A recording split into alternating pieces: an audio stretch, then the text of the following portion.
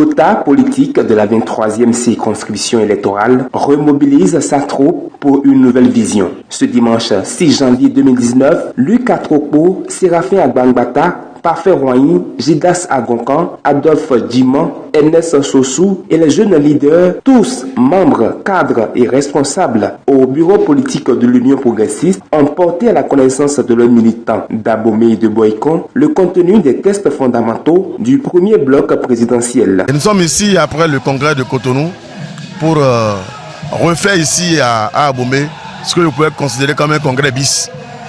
Parce qu'on ne pourrait pas parler d'union progressiste sans parler de la 23e circonscription électorale.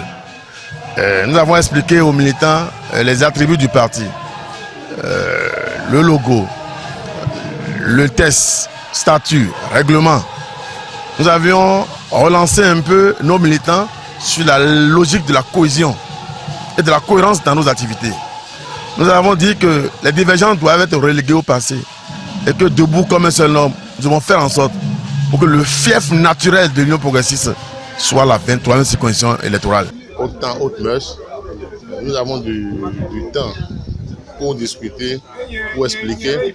Mais de ce que nous avons vu pour les 48 heures là, nous pensons quand même que la population était prête, elle était préparée, elle souhaitait que nous soyons ensemble, l'union faisant la force, pour que désormais, comme une seule personne, nous puissions regarder dans la même direction. Nous puissions soutenir les actions du chef de l'État, nous puissions faire en sorte que la 23e s'en sorte dans les mois à venir avec un carton plein et nous pensons que nous sommes capables de le faire. À cette première sortie de l'Union progressiste, dans la 23e circonscription électorale, la jeunesse était dans le feu de l'action. Elle compte maintenir le cap de la mobilisation et de la visibilité du parti. C'est nous qui sommes les soutiens fermes, sans condition du chef de l'État. Et vous l'avez constaté sur le terrain. Nous devons, comme nous l'avons proclamé, comme nous l'avons souhaité et comme nous l'avons insisté, si nous voulons avoir les 4 députés de la 23e circonscription électorale, la jeunesse a un rôle important à jouer. Vous savez, nous ne nous trompons pas sur ce genre de propos. Vous savez que quand nous l'avions décidé en 2016 ici, le président Patrice Talon est arrivé au pouvoir. Ça a été notre action et aujourd'hui nous l'assumons pleinement.